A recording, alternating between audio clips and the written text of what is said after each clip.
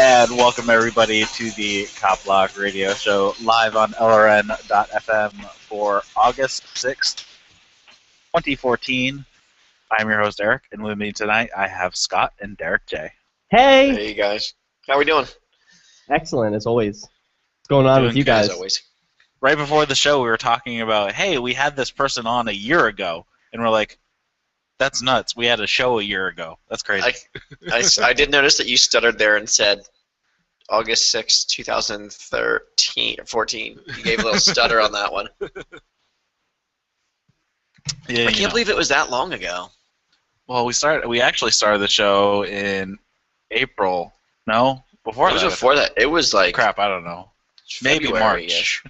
It was like sometime. I don't know. It was definitely winter. I remember that part. Yeah. Is there anything interesting happened to you guys this week? Oh, hey, those guys. Remember I talked about how I was attacked last week, and some street thugs, unbadged thugs, they knocked my camera off the tripod and were trying to attack me and break my stuff, keep me from recording them. They were arrested for the crimes of assault. Now, I didn't have to do anything. If you remember the story from last week, they called the police on themselves.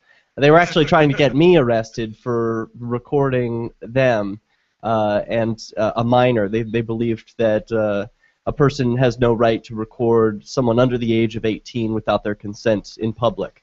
And they're wrong, and unfortunately they were arrested. I don't like to see that happen to anybody, but that's an update. They've also got a no-contact order with me, which is the first time I've ever had something like that, where the cop came up to me at my house, and I was terrified, because a cop showing up at your house, like, whoa, heart starts pumping, what's going on? I grab my camera, I'm like, okay, this is the time of the day, this officer is approaching me, and then it turns out it was okay, it was just a local cop saying, hey, those two guys got arrested, they have a restraint or a no-contact order with you, so make sure they don't talk to you. That's all. So, but isn't that weird? So now, if these two individuals talk to me, they get in some sort of trouble. Now, of course, I'm not gonna like go to the police and be like, "Oh, he talked to me." Like they're not the teacher, right? And I'm not gonna go complain to the principal about these peers. But I just thought it was interesting that there are extra consequences now for these two formerly free individuals. Now they can't talk to another human being. It's really strange. Well, I guess actually that kind of gets into one of the subjects I kind of want to talk about is is there a legitimate use for the current system as it is? Yeah. When the police are pursuing actual justice, when they're pursuing crimes that involve actual victims, when they're seeking to restore property to those whose property has been stolen or damaged. Those are all legitimate uses. Yeah, I think so too, and I think, and then it comes down to if you are wronged by somebody, and that's the only authority they think is legitimate, or any type of mediation that's legitimate. I think that's an acceptable time to use that because it's their chosen way of mediation, right? Whose chosen way? It's whose choice. So if somebody wrongs you, yeah, and that person will not mediate in any way or somehow make you whole without getting the state involved to do it, is that an acceptable situation to use state services to get your I don't know, make yourself whole? I don't know that it is. I don't mean to get too personal, but one of the individuals used a third-party intermediary to send the message along to me that he wanted to speak with me off the record. He wouldn't want me to record, but I think he wanted to attempt to make right. I turned that down because he was too scary for me the first time, so I'm not looking to have a private meeting with him. But what do you think about that? He offered some sort of outside mediation, didn't he? See, one thing that you were saying, if somebody was trying to, you're trying to get your property back, I think that many cases, that's occurring. Like, think about what happened in Maryland that we talked about maybe 2 months ago.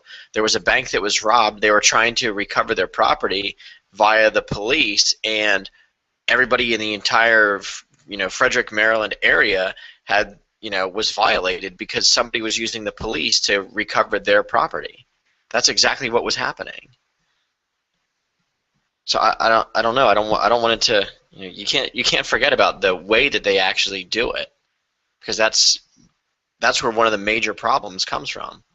Right, but how about not going down the criminal route and going down the civil route? I don't know what you mean by that. Well,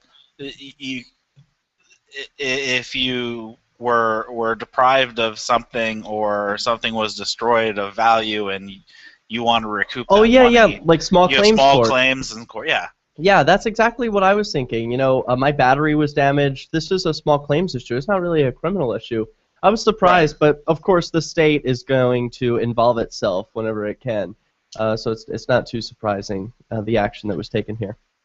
Right, so what I'm talking about is not even specifically your situation. Right, but in general, is there a... If the person who has wronged you refuses to do any outside mediation or making you whole, is it okay to use the civil system to get your whatever you want to call it, reparations or whatever?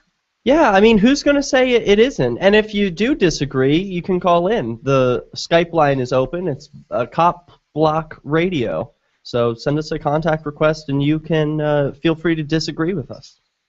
Right, because I know, like, among my Liberty friends, having a mediation or some sort of outside the state agreement to make the party whole would probably happen, but for those who are not in my circle of friends or my circle of friends, then sometimes using the court is the only thing that they see as a legitimate mediation service, or some way to force, I guess, to make whole again.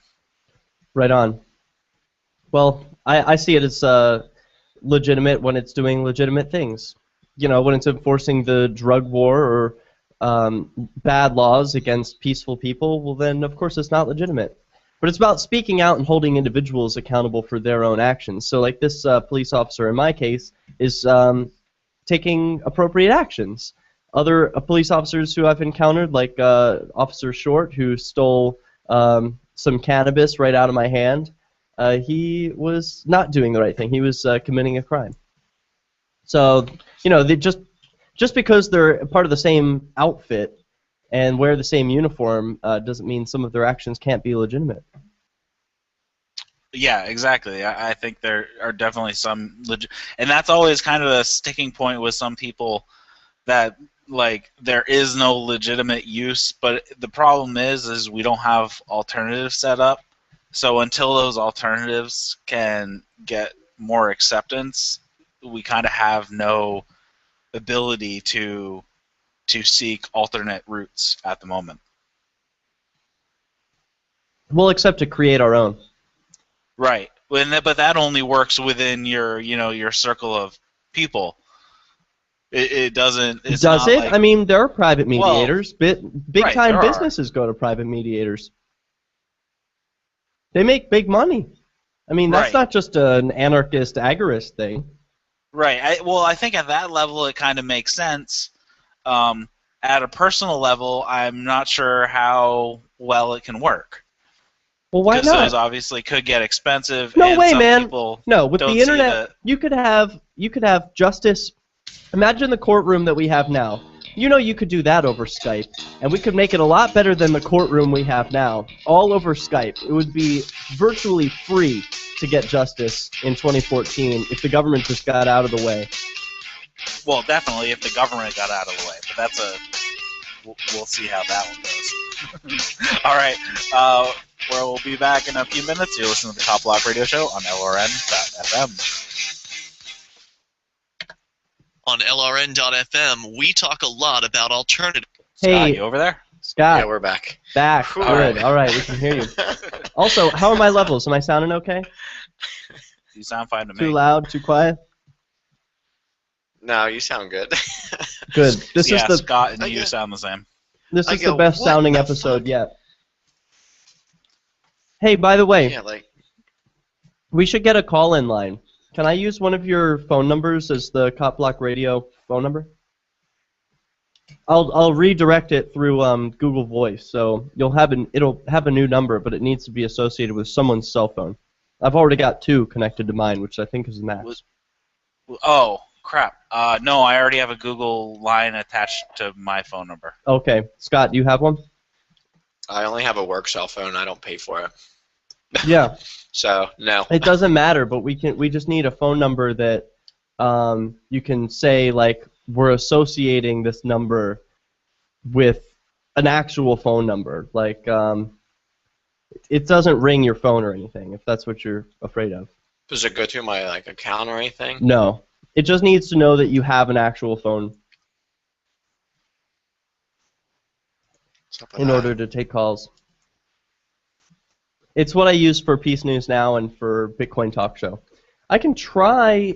I don't know what other number I've used. But when I try and set up another one, it's like, you've already done this too many times. Stop it. But for people to call in, it's so much easier to do it on the phone.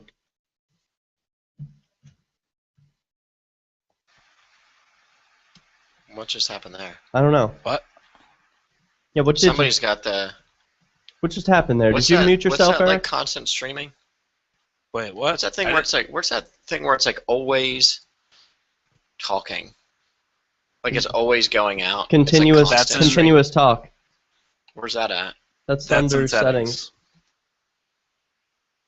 Under options? Capture.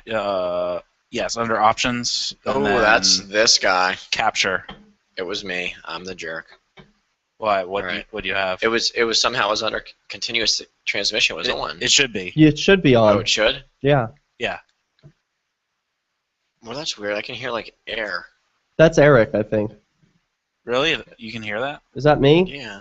Do you have your fan Hold on or on. something? Let me mute and let me know. Yeah, that's Yeah. Eric. Okay. I will go turn my fan off. Oh, is that what it is? A fan? Of course we can hear your fan. Oh, jeez. It's your biggest Jeez fan. Louise. Have you ever seen those things? It's a company that makes fans. They're just called big ass fans. That's pretty I funny. didn't realize that you could That's hear pretty it. awesome. Yeah. No. Yes, sir. Oh, Ares Hey, armor. Ares armor I gotta for grab state water. I'll court. be right back.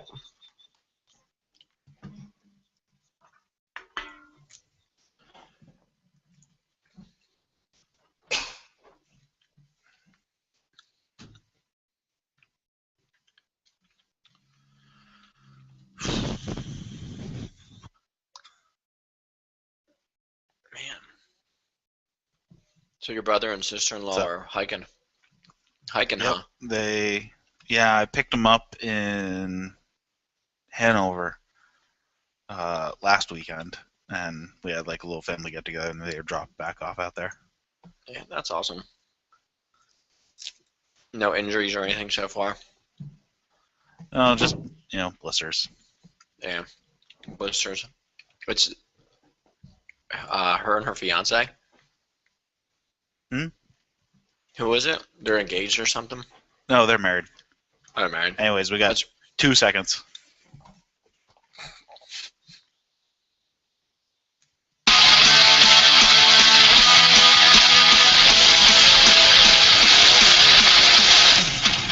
And welcome back to the CopBlock Radio Show live on LRN.FM. I'm your host, Eric, and with me tonight I have Scott and Derek J. Yo. Hey, man. And Derek J made it back from water break. Made it. Nailed it. Let's talk about Can you change cops. your mute? All right, Do it. let's do that. Only cool ones, though. Friendly ones. I don't have any of those in my prep. There was some stupid. I think it was on Police One. They talked about how there was this cop, and I didn't even bother to read the article because it was something I really didn't care about. There was like one cop in 100 million that apparently they found some cats or kittens, and they were like this great hero because they found these cats or kittens, and there was a picture of them feeding the cats. And they It's like, didn't what shoot about- them. What about all the ones that you guys shoot? Yeah. What about that? You guys, you're talking like a collectivist now. I know. Ugh. You folks. Not all cops are the same, man. Yeah, dude. They don't all shoot Over the line. kittens. Over the line, market 0. All right. All right. So, you want to talk about a drunk cop who decided he was going to visit White Castle? Okay. Let's talk about him. Yeah, White All Castle right. burgers. So this is on Monday, which this is actually back a week ago. So July 28th-ish, I guess. Kevin Edward Brown, a 16-year veteran of the Indianapolis Metropolitan Police Department, was arrested after it was reported that he drove drunk through a White Castle drive-thru with his sirens and lights blazing. He was charged with 2 counts of drunk driving, one including 1 count of operating a motor vehicle while intoxicated and endangering a person. Of course, this is not the first time that he was arrested drunk. Last August, he was arrested and received 9 months of probation and a temporary suspension from the police department for the same offense. So, Last August? Looks Yeah. like he learned his lesson after those 9 months of probation, huh? let's see. But of course, we were joking earlier that this is a rookie mistake, but this guy's been on the force 16 years. You know his coworkers are smacking their heads like, Kevin, come on. No, his coworkers. It's probably a new policy. There have been 4 Indianapolis Police Department officers since May that are facing drunken driving charges. Man, So I they're gotta not get much that better. kind of job. Yeah, they're like, yeah, Kevin's actually in the lead here. He's got the least Dream among job. them. I know, this sounds like one-upmanship. Yeah. Brown went to the local Buffalo Wild Wings and started drinking when he got off work on Sunday. Classy guy. Court documents say that Sunday Brown- night. Oh, it's Sunday night. Gotta relax, get ready Can for I the just week. add, Buffalo Wild Wings sucks. Yeah. Their wings are not that good. And They the should be hottest known for hot one isn't thing. actually that hot. So on top of being trailer trash, he also has incredibly poor taste. All right, so You had one job. continue. One job. Yeah. So he went home, continued to drink after that, Mm. and then later left his house because he was hungry. He drove his marked police car to a local White Castle about a mile from his house. What could go While at wrong? And then it says, then in the court document it says, while at White Castle, he saw some friends in a vehicle in front of him, so he got on his public address system and said something to them. Kevin Brown then turned on his emergency lights just to play around. An anonymous person called 911 and reported that Brown seemed drunk and was being obnoxious in his patrol car while parked outside the fast food restaurant. This man isn't just an adult. He's a badged, armed police officer. Like, seriously. Driving his police car. Like, His watch marked out. police car. The line they feed us is, we need the police to protect us. From whom? From people doing bullshit exactly like this. Riding around in high-powered cars with guns on their hips, screaming out PA systems while drunk, rolling through a White Castle. This is who I need to be protected from, and he's the one wearing the badge. Ridiculous. So who arrested him? fan. What was the arrest like? Do they have video of that? I wish. We need I to don't pull that think White so. Castle footage. Yeah, there's got to be some security cam footage. Pull that footage. Hey, we got a hat tip to the freethoughtproject.com. The author of this article is John Vibes, who does incredible work at the freethoughtproject.com. If they're not already on your daily register of websites you check out, put it on your bookmarks list somewhere, the freethoughtproject.com. Yeah, the guy is awesome. I can't believe how much content he puts out or hunts down. It's insane. So, most of the time I backtrack the documents, or, he at least links back to the original stories and whatnot. So Yeah. it's easier to find where the source was from. Yeah. So that's always good. Incredible work. And he just came out with a book, by the way. If you like John's work, John Vibes, Alchemy of the Timeless Renaissance. I have a copy. It's actually unlike any other book I've ever read before. Just a quick plug. John Vibes, Alchemy of the Timeless Renaissance. I know he's like half my news feed just from other people posting it. Yeah, seriously, that's probably the case for a lot of people who follow CopBlock. They might not even realize it, but John Vibes gets his fingers all over those stories and brings them to the people. All right. So, anything else about drunk driving cops? No, I just wish it weren't so common. Like, they really take it hard on other people who drive drunk. Like, there's a DUI checkpoint coming up again in Manchester this Friday. They've been happening like every 2 weeks, trying to pull random people over to catch them for drunk driving. But then here the police are, and that judge, remember from last week or the week before, that judge who was drunk saying, "Please don't ruin my life. Yeah. Don't throw me in a state rape cage." But that's what they do to other people every day. Then they're exempt. All right, that's all I have to say on the drunk driving story. Well, one of the things that always gets me is, how is this guy not fired? Like, if I used company equipment and committed a crime with it, I would be fired in like 3 seconds. Well, that would be sending too strong a statement, Eric. I think the other 4 cops would be a little disappointed. They might be a little scared. Yeah, they might be afraid.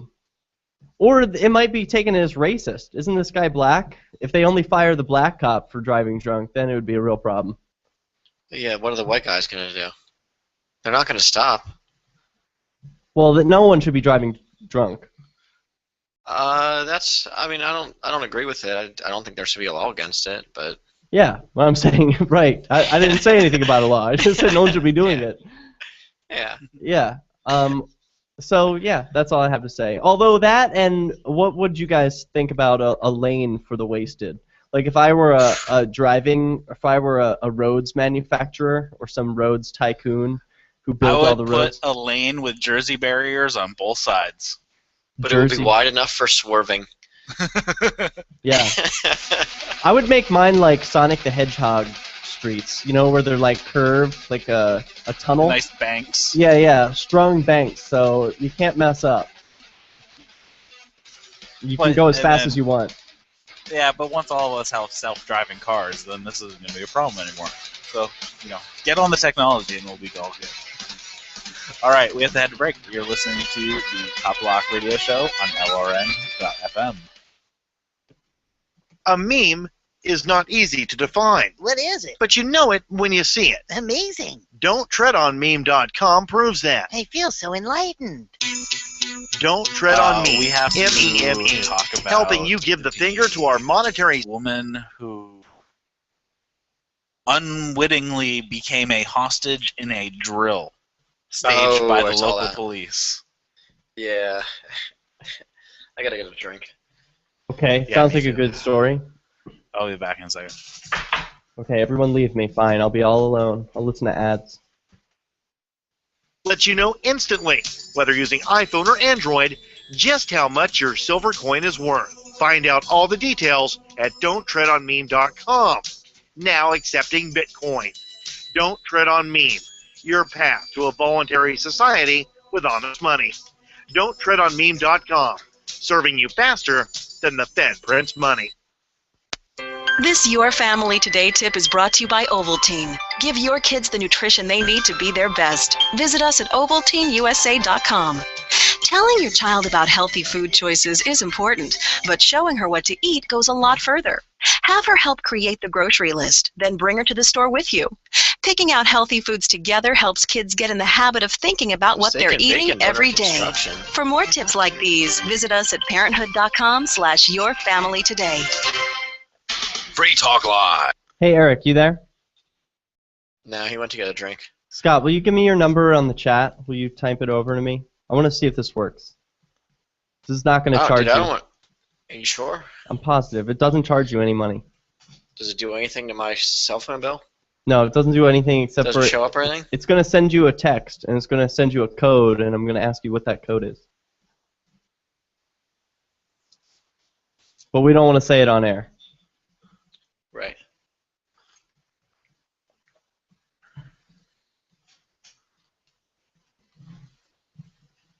And if I play this right, we should be able to have a call-in line that does not ring your phone but rings my computer.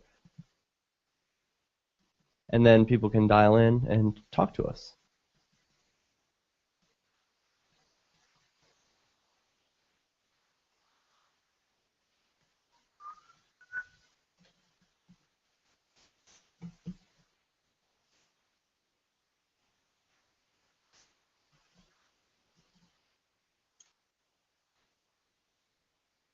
You gonna send it over the chat? Yeah, I did. I haven't seen it. Oh, Oh, I it's see in it. the All right, I got TeamSpeak. it. Yeah.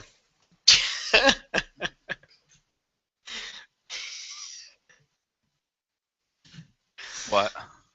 Nothing. He's like, "Oh, you gonna send it?" I'm like, I've already seen it. Hello. Okay. Hey, what kind of tent are you rocking these days, Eric? Just a tarp. Okay, Are they're you a gonna. tarp guy? They're gonna. Yeah, I'm go gonna ahead. click call me now. It's gonna call you real quick, and you just type in 78. Whenever I gotta seven- answer it, Yeah,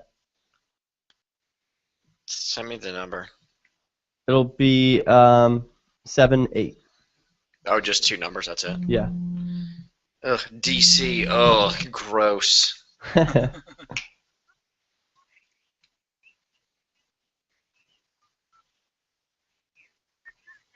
Cool.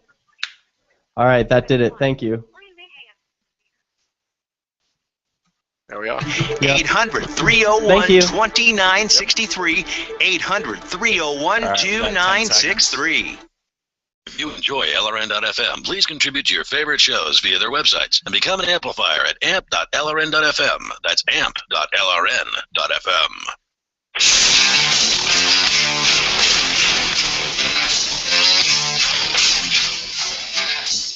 And welcome back to the CopBlock Radio Show live on LRN.FM. I am your host, Eric, and with me tonight I have Scott and Derek J. Yo. Hey.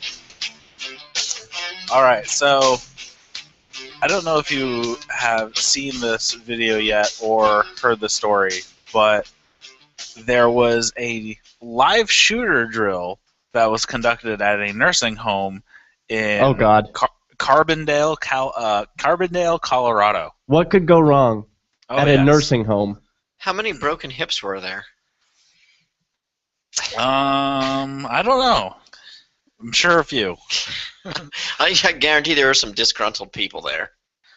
So, yeah, the Heritage Park Care Center volunteered to hold a live shooter drill at their facility in which the local police would send in one of their agents to act as an intruder or a terrorist in order to test the response time of staff and police. Even before I continue on, this seems like a really bad idea. Because imagine if somebody was concealed carrying. This is stupid. Well, they just assume that everyone is disarmed already. I bet you it's a gun-free zone. Well, that's true. It could be. I guess a lot of hospitals are, aren't they? You know how Grandpa gets. Yeah. Are they? That sounds like a horrible idea. I know, right? I don't want to. I won't live long enough to go to one of those. Or I'll be cryogenically frozen. All right, so unfortunately, the staff at the nursing home was not notified about the drill by their employers or the police. Well, how could they have been? It's a drill. You're not supposed to know. You're supposed to test your reaction time. It should be a surprise. Yeah. Ta-da. This ended up creating a traumatizing situation for a number of workers and residents. One of those workers, Michelle Meeker, recently filed a lawsuit against the nursing home and the police departments, stating in court documents that she was put into a hostage situation that she believed was real. Meeker was taking care of residents and patients at the time of the drill during her shift. Sometime during her shift, she was informed by one of her workers that a suspicious man was in the building. When she approached the man to see who he was, he allegedly showed her a gun and ordered her into an empty room. Meeker had every reason to believe that this was a real hostage situation.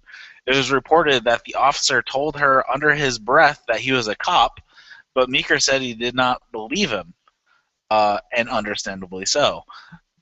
Yeah. It's but okay. I'm a cop. I'm not really Right. kidnapping you. But don't tell anybody. Right. That's just stupid. What the? Oh my God. Yeah, like It's people are probably like for- that isn't like the first line that bad people would use. That seems It's like just- a good. Wow. It's illogical. Very illogical. But it sounds like it's a covering your ass provision where he's just making sure that in case she sues and says like, I didn't know, I was scared, and he's like, well, I whispered that I'm not a cop. That's okay. It's okay, see, because I whispered to this hostage that I've taken that I'm just a cop. With no witnesses. Right. When asked to comment on the lawsuit, the police department said that that informing employees of the drill was not their responsibility. And a spokesman for the nursing home was quoted that, unfortunately, the training exercise alarmed some at our facility. Wow. Typical passing Meeker the buck. resigned shortly after the incident and is seeking monetary compensation for economic loss, mental and emotional distress, and medical bills. I hope she gets it. I hope so, too. So in the lawsuit, it says, when the man was approximately 4 inches away from her, he put one hand, or 4 inches, that's really close, put one hand on the gun and placed it, his other hand on her back and told her to get in the room. Meeker began to cry, her heart began to race, and her breaths became shallow and constricted. Meeker began to shake with terror, fearing that she would never live to see her daughter again. In spite of her desperate pleas for her life, she begged the man not to hurt her, telling him she had a young child. So she was like begging for her life here. It's just a hostage situation. It literally is. Right. Isn't this when you're supposed to just call off the drill and call it, end the whole thing? But I guess not. As Meeker cried and begged for her life, the man said in a hushed tone that it was a drill. Confused and unable to process what he had said, she responded, "What?" And again, the man repeated, "This is a drill." And she asked again, "What?" And then the man, in a harsh tone, said that he was a Carbondale police officer and that it was a drill and that he needed Ms. Meeker to get into the room so he could continue the drill. Yeah, like this seems like the most illogical way to conduct a drill. I hate that guy. And amazingly, somebody didn't get shot because... How often do they do these kinds of drills, do you think? I bet it happens a lot. It must. It would not surprise me. And most people just say, oh, okay, the police are coming. They're just going to do an active shooter drill. Like, they're going to point guns at people. I mean, what kind of insurance do you have to get to make sure that they're not breaking your property? Or, I mean, what if they fired one of their guns? Or what if, like you brought up, Eric, there was a person with a concealed carry who thought he was going to be a hero and save the day? I mean, gosh, what a mess they're inviting. Right, that's an extremely horrible situation. You cannot conduct a drill in, the real world. You can't conduct. You have to have it in a controlled area. You cannot have a drill just in the middle of the day in the middle of a business without people knowing. It's really stupid. I don't know. I always thought fire drills were also pretty pointless. Like, you always knew it was a fire drill. And, I don't know. Have you ever done a drill that's actually useful? Like, I imagine they exist. I think police do drills all the time, but those were probably useful. Not this one. Like shooting free throws, like those kind of drills? I don't know. Yeah, free throws. That's a useful drill. I'm terrible at There are good drills. And that happens in real life. So, just about what Eric is saying. See, the practicing of it is in a controlled environment, and the execution of it is in a controlled environment. Where was this? A hotel? Nursing home. Nursing home, right. Nursing home. Oh, my gosh. Oh, Jim and Martha got something to talk about for weeks until they forget about it. Poor folks. Dude, 5 minutes. Old folks. Like, leave them alone. They're so old. Just let them go. That's on a related story. I can't believe. Go on. I can't believe that there aren't actual people. Old folks' homes are very expensive. We're talking thousands of dollars. I can't believe that nobody is suing the management. None of the guests, the people that live there, nobody's suing them. I can't believe that. That she's the only one? Yeah, I can't believe none of the patients, are doing the same thing.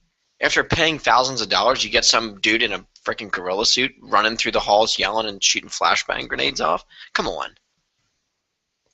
Well, they've got something against the elderly I don't think any here. flashbangs went off, but...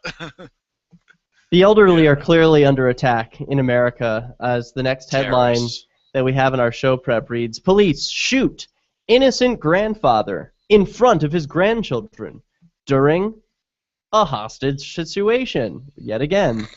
In Pico Rivera, California, a man in his 50s was shot dead by police in front of his own grandchildren after walking outside of his house during an 8-hour police standoff. Got the story for you when we return. I know, this is a really crazy story, and when I saw it, I'm like, what? And then reading farther, the details get even worse. So we have to head to break. You're listening to the CopBlock Radio Show on LRN.FM.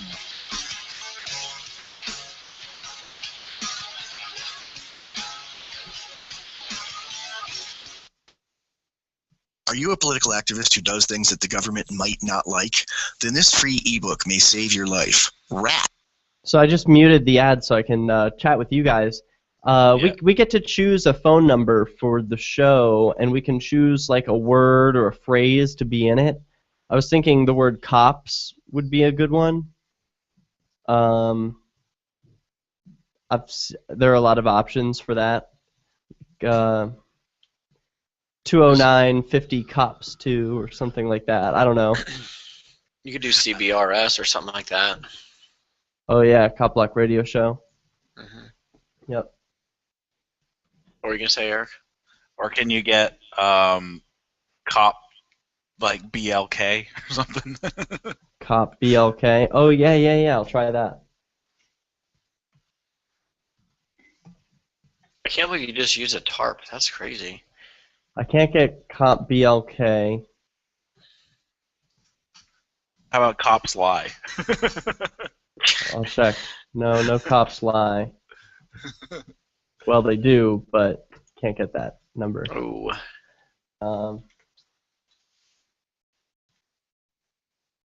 Yeah, just cops or CBRS.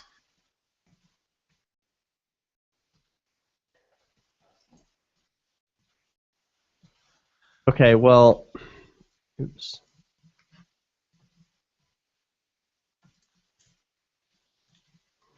So how about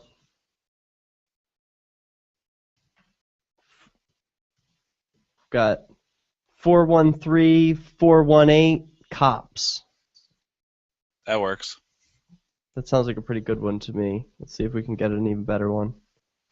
Try just to do an area code and then police. 202 police. I checked for police. They're all taken. Sons of bitches. But I like 413-418 cops. That works. It's out of Pittsfield, Mass. All right. You've successfully set up a Google Voice. You can give out blah, blah, blah. All right. Finish. Now I have to set it up, Scott, so that it does not ring your phone. So I'm doing that now. That would be preferable. Yes. We don't want. I give a lot of people the bitch button. Good. I'm like, I'm not talking to you. We don't want that. All right. Turning off the mobile. It is now off. Changes saved. So it should go to Google Chat. Now I'm going to test that by signing in over on my Skype computer.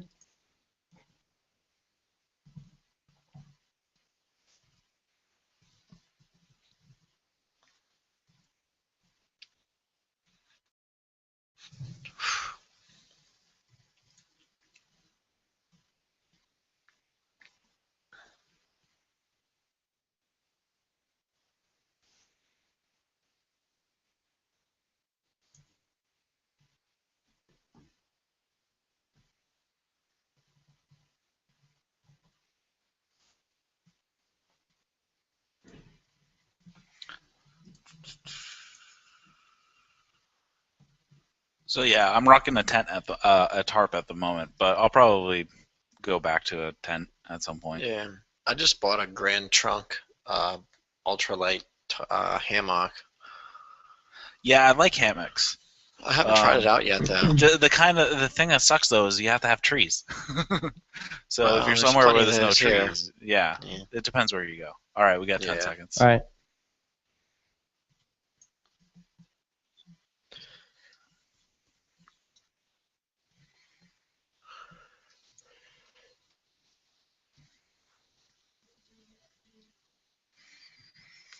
Ed, welcome back to the CopBlock Radio Show live on LRN.FM. I am your host, Eric, and with me tonight I have Scott and Derek there.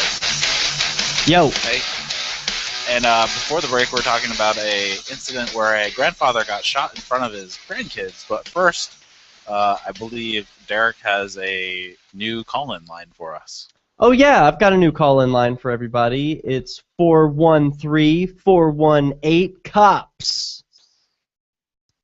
So dial in. You can also Skype into the show, CopBlockRadio. Send us a contact request. It will be accepted. And then you can dial in and talk about whatever sort of police incidents or cop blocking that you want. So go ahead. All right, so you want to go back to the... Yeah, I got a story out of Pico Rivera, California. First, let's hear a clip from the news. Oh, well, I guess we can't hear that. Never mind. But anyway, I'll tell you the news. A man wanted for a parole violation and stealing a car was spotted by police earlier in the day, and he fled. Cedric Ramirez, a 24-year-old parolee, allegedly shot at the police as he fled, and the police apparently gave themselves the authority to kill anyone around him in order to capture him. Like the recent Stockton, California bank robbery, here are the cops again killing hostages with no consequence. Everyone here is guilty, it seems. The wanted man ended up breaking into a home and holding a family hostage for 8 hours. For some reason, the grandfather who was being held hostage decided to step outside, and the police instantly shot him. It seems they simply shot the first person to walk out the door. It could have been anyone, even the innocent people inside. His grandchildren were ducking behind a car nearby as his grandfather walked outside. Details have not been released to explain why these people were in the positions they were during the situation, but it seems like the kids could have easily been shot by the police, too. His 8- and 10-year-old grandchildren witnessed his death, and the police are yet to face any consequence for this. A SWAT team later entered the home and killed the man who held the family hostage. The parolee did instigate this, in a way, by committing the crimes in the first place, but the police cannot continue to get away with shooting and killing people because of alleged incompetence. This situation is gross beyond words because it continues to redundantly illustrate the big picture of police incompetence in America. What it boils down to is not incompetence, but pure sociopathy. Sometimes to the degree of psychopathy, with the moral veil of authority in the minds of the officers and complicit. There is no valid excuse for murder, no matter who you are. How probable is it that you get shot by the police for their alleged incompetence? Well, you're 8 times more likely to be killed by a police officer in the U.S. than by a terrorist. This article from theantimedia.org, author Cassius Methel. Theantimedia.org. Yeah, it's pretty... this is ridiculous. Like, the guy goes out of his own house and gets shot. He's like, what the hell were they doing? That'll teach you. Get back in there, you jerk. Right. We need you to stay a hostage. Yeah, we're not done with you yet. Well, anyway, that's just an incredible story. I'm disturbed at the idea that police no longer seek to incapacitate a suspect. Rather, they make up their mind and they play judge, jury, and executioner. They don't treat fleeing suspects as suspects, but as guilty parties who have offended their feelings. That's what it really is. The suspects who flee from the police hurt their feelings, hurt their pride, because they see themselves as gods, people who cannot be refused. If I tell you to stop, you have to stop. And if you don't, I can shoot you dead. Well, there's something wrong with that type of thinking. And these people do need to face some sort of consequence so that they don't continue acting this way. And I highly doubt that will happen. Hey, it could happen. Peaceful consequences. I'm not talking about violent consequences. I'm talking about people taking out their smartphones and recording the police every time they see them. If people recorded the police every time they saw an officer, we wouldn't have the police abuse that we see today. But it's because people are unwilling to take a little effort to film the police and report it. It's not hard. It's free to do it on YouTube, and everyone's walking around with a smartphone. I say it's incompetence on the part of the listening public. Let's put the responsibility on the people who can do something about it. You think the police are going to change their attitudes without you stepping up and making them? There's no incentive. Until you give them one. There's an incentive not to. They get paid vacations. Well, sometimes, yeah. Sometimes they do get paid vacations, even when they behave badly on camera. But the public won't take it for much longer. When they're exposed for the criminals that they are, and I'm talking about individually, not all police, I don't want to speak in broad generalizations, but those police who do abuse their authority, if they were recorded at every instance, it wouldn't last. It couldn't last because it upsets people's delicate sensibilities, doesn't it? People don't like to see the police abuse stories all day on the news. But that's what we're swamped with right now. Yeah, but I think that there's some people that you are just, it doesn't matter what you do, they're sympathetic, and they are just, they'll never, something detrimental would have to happen for them to actually accept that they're not getting what they're paying for. Just a sea change, man. Those people are total followers. The people who go along and say, rah, rah, the police, oh, look, they saved a kitten, are propagandized, beyond thinking. So they'll go with the public when the public opinion turns against the idea of having coercive police officers. They will be against that too.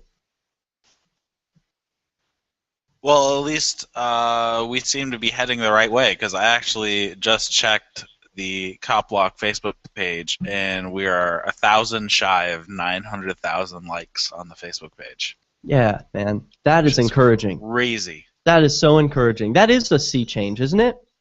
That's more than who? That's more than Police One? Way more than Police One. There you we go. passed them a month ago or so?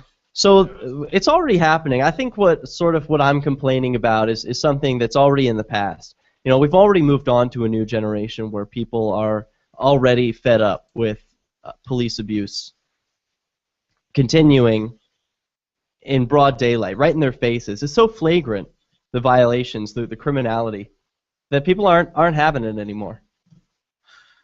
And the answer is to record them. But what else? What else can people do? Take them to court? That's silly talk. Sue them individually? I'm serious. I mean, what do you do? What peaceful consequences do you make police face when they shoot and kill your grandfather in front of his grandchildren? Yeah, it has to be like a publicly ostracized to where they just don't want to live in the community anymore. Yeah, like put his poster up everywhere. You remember what one patron did at a Denny's when the Kelly Thomas guy, the officer who beat Kelly Thomas's face to a pulp, ended up killing him with his bare hands? What was his name? Ramirez? He was eating in a Denny's, and some guy recognized him, said, "Yo, I know who you are. You're that guy who beat up Kelly Thomas and took his life. Get out of here, scum. We don't want you eating around here." And he was just a customer at the Denny's, but he told him to beat it, and the cop did. He knew he wasn't welcome in that neighborhood, and he's going to have to move out. He might not face consequences from his department, but he will face consequences from his peaceful neighbors. They're going to let him have it.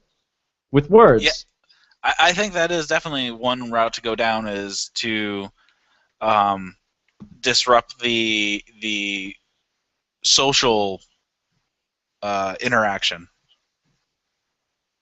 Because I believe one of the guys who killed Kelly Thomas was coaching like a little league team, and people were outraged that he was still coaching little league, and it's like, why is this dude around kids? He's obviously unstable and dangerous. Right. He's violent.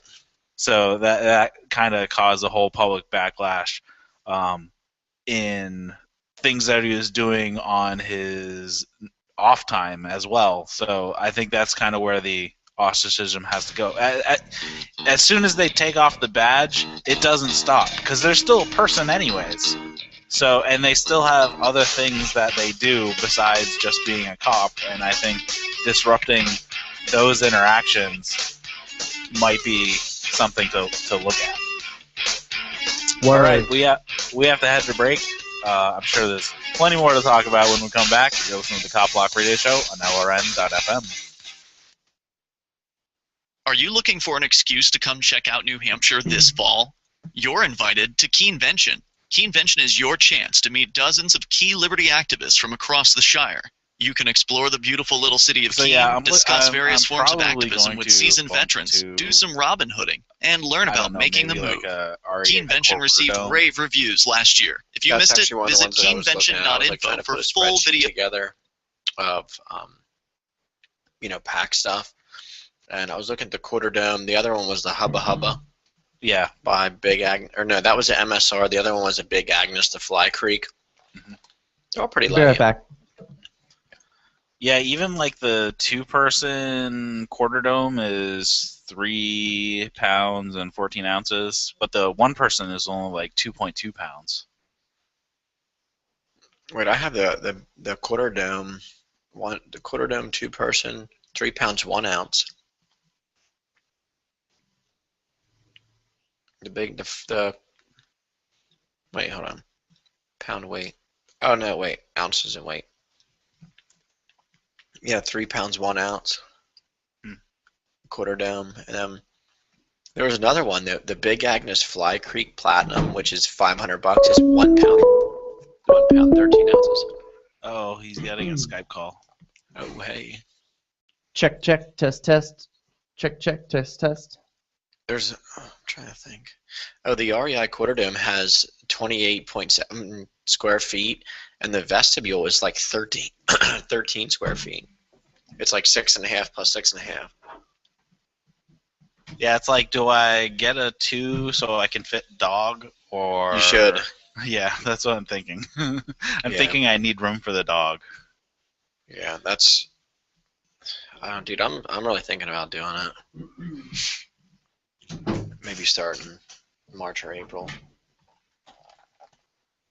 Are they carrying like cell phones and chargers and stuff with them? They have a cell phone. I'm not sure how they're charging it.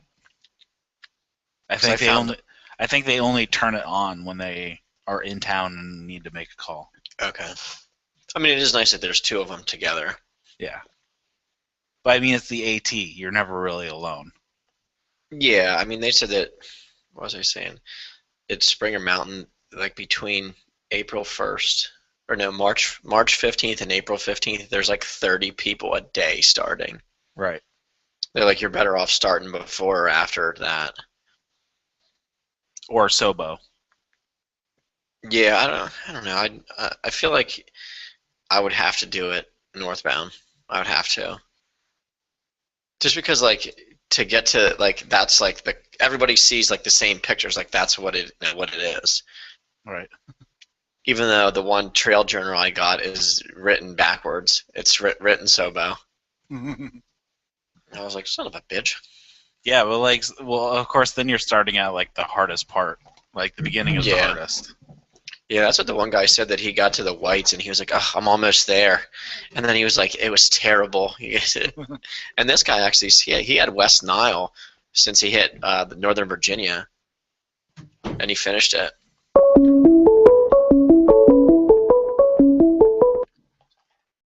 Yeah, my brother said that after he finishes this finishes the trail, he'll Check. Hello. You are on CopBlockRadio. Thanks for calling in.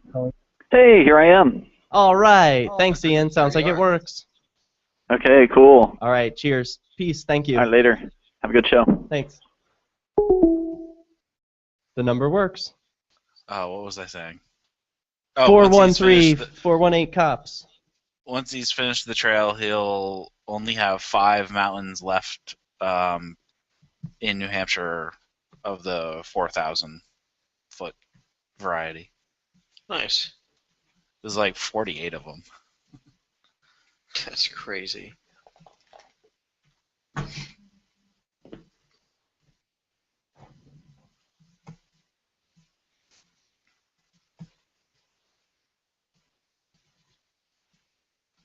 My corn is almost ready to pick.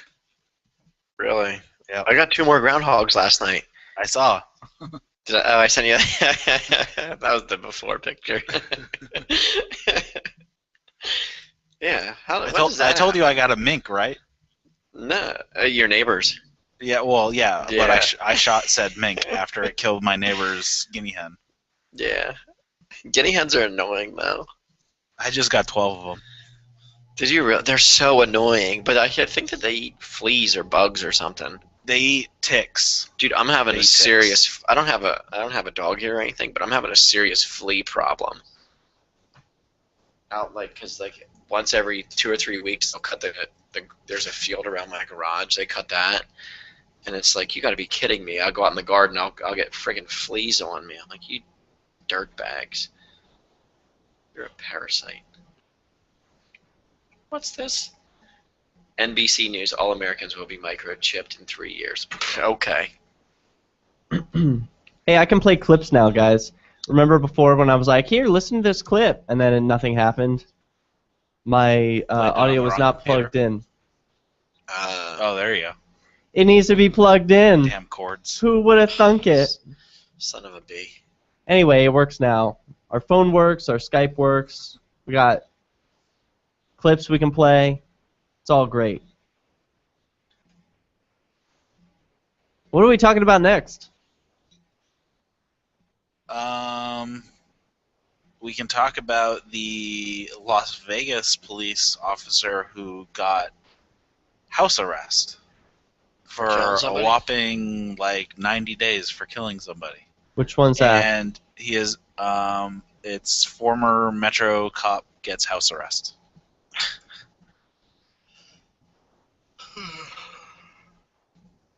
Let me see where it was on the list.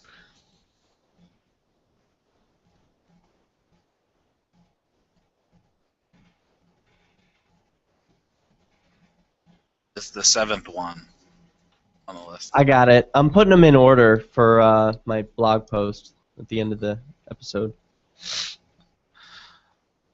And he was on paid administrative leave for 22 months. Oh, because taking off for 2 years and getting paid for that is totally legit, right? Getting close to $250,000 for the time off. Legit to quit. He's going to be getting a disability for $30,000 a year for PTSD. Well, of course. He's very sensitive to gunshots now. And trips to the beach. He's probably got a hell of a tan.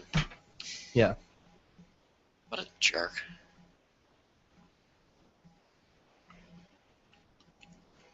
Hey, everything's planted in the Peace Garden. The Peace Garden is ready to roar. You're way late, dude. I'm planting stuff for the fall. Not everything. Cabbage and broccoli? Yeah. Alright. It's a little late. Not everything grows in the summertime. There are other seasons, too. Rock some sprouts. Yeah. My Brussels sprouts. My Brussels sprouts are getting big, man. They're already 2.5 feet tall. Yeah, mine are, too. How many did you plant? I planted a whole pack, and then I bought 3 additional ones because none of them grew, and then 2 of them sprouted out of nowhere. I only have 7.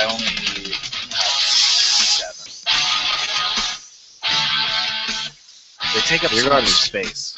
Yeah, your garden's way Welcome back to CopBlockRadio. We're at the top of the hour here at LRN.FM. You can watch the show at DerekJ.me, where I'm broadcasting video. You can also dial in, take control, 413-418-COPS. Totally went over the fucking time. I wasn't even paying attention. Good catch there, Derek. That's all right. I'm there Good for job, you. Derek. That's what you're here. Yeah, good job. You started off with the peace garden, and we all got off the... I know. I don't know It what was you like 30 guys are seconds. talking about. I'm talking about cops, the police. You're talking about playing cabbage and broccoli. Oh, it's all good. I'm garden envy of Eric. All right, so... all right, this story is out of Las Vegas, where, of course, the Las Vegas Metropolitan Police Department and the Police Protective Association, which is the union there, of course, protects the cops when they kill unarmed people, which is the case of now former Las Vegas police officer Jesus Avejo, I think it's Avejo, who shot and killed an unarmed man who had barricaded himself inside of his car. And the man was a disabled Army Gulf War vet named Stanley Gibson. Since that event, the police officer... he was actually the first police officer to get sent to the grand jury by the Clark County District Attorney for a police-involved shooting. The second officer involved in the shooting, he's the second officer to have been sent to the Metro's Use of Force Board and was recommended for termination.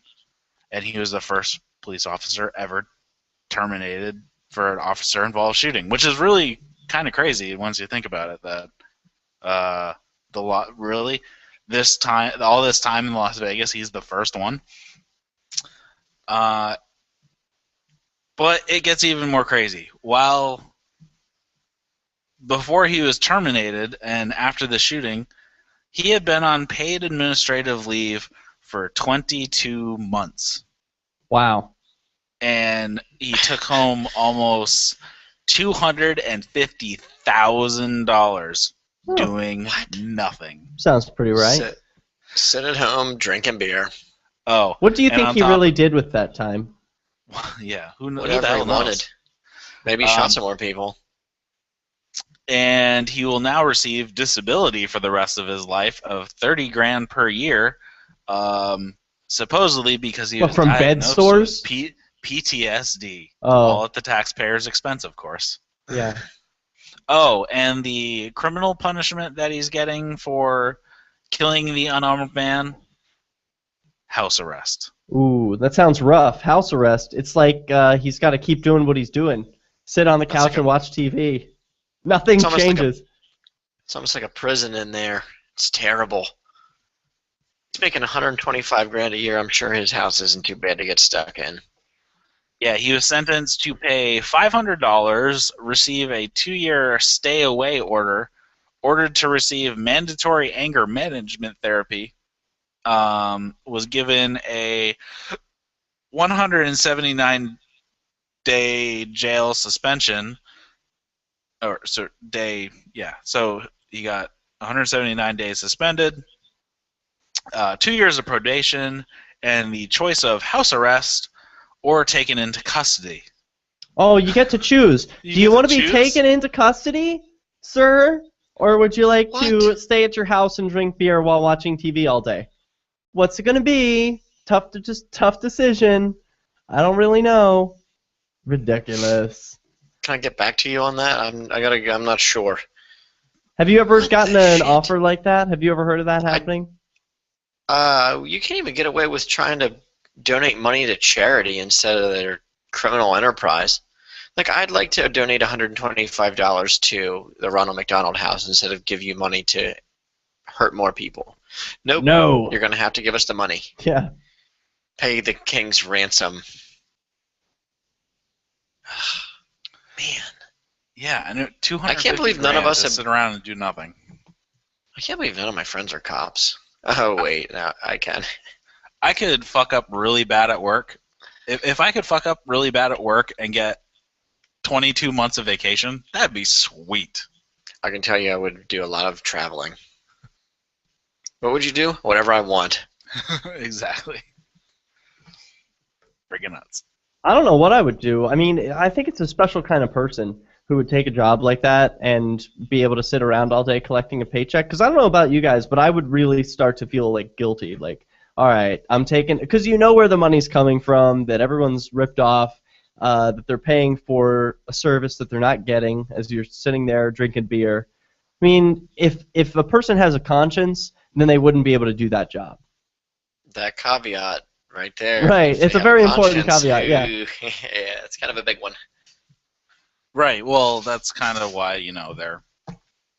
Do what they do. Why they're cops in the first place. Because they don't have any feelings of guilt, it seems. Well, Except a lot of PTSD people, for some reason. A lot of people who become cops do so because they want to save people. They want to do the right thing, pursue justice, convict criminals, right wrongs. Make a difference. You know, some people, they go in because they have a conscience.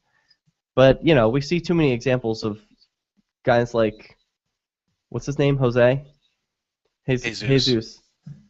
Too many people like Jesus here who are collecting paychecks for, 22 months for not doing work? That's a special kind of lazy. That's a special kind of dick of the week. Jerk. Well, speaking of lazy, did you see the Facebook post that some officer made that ended up getting him fired? Yes, I did. Tell us about it. All right, so this was from Marlin, Texas, and I will just read exactly what the officer said. Rob Douglas. The first day of the month, the day I absolutely love going to the grocery store after putting in 120 plus hours last month. Actually, I'm just going to stop right there for a second. 120 plus hours. I put in more hours than that at my job, so stop bitching. I wish I only worked 120 hours a month. That'd be great. That's full time. That's 40 hours a week, right? Oh, no, he said 100. That's 30 hours a week, right? Right. So that's less than full time. Okay. Yeah. But he's thinking that's a lot. 30 hours. Right, exactly. Really? He goes on to say, I love being able to see how useless, lazy turd bags spend the hard-earned money my working friends and I provide for them so they can sit on their lazy asses all month and drink the beer I am paying for. Jesus, projecting much? Right, exactly. It's like, okay, aren't you getting this money that is stolen from other people? Yeah, he's accusing other people of doing exactly what he's doing. I especially love it in the summer so I can admire the thousands of dollars of ink they have adorned on their unclean bodies as they smile at me with a mouthful of bling. Makes me want to help them take the groceries, or makes me want to help them take their groceries and help them load them into their Escalade with $4,000 rims. I promise if I ever snap and go on a killing spree, it will be at a supermarket first. Wow. Man. Sign him up for the sheriff's department. Give that guy a gun. Give him a promotion. Amazingly, it did not get him a promotion. But, of course, it was probably the public outcry that helped that along a little bit. Give him a paid vacation. He did get a couple days paid vacation before they fired him. All right, you're listening to the CopBlock Radio Show on LRN.FM. Liberty activists around the country are starting to realize politics alone. How long into the intro were we talking about gardening? For like 30 seconds. The whole intro, basically. All the music. It's okay, though. We need our mute button more than we need Yeah. More Well CopBlock. forgiven. Oops. I'm just kidding. It's fine. We're all looking out for each other. We've got It got really clocks. doesn't matter. The only Yeah. people who care is us. Yes, you're your own harshest critic. And Yeah. people love to hear the behind-the-scenes chatter too. That's people's favorite part. Yeah. Some people. Bad people. If not, they can go get bent. Yeah. Jerks.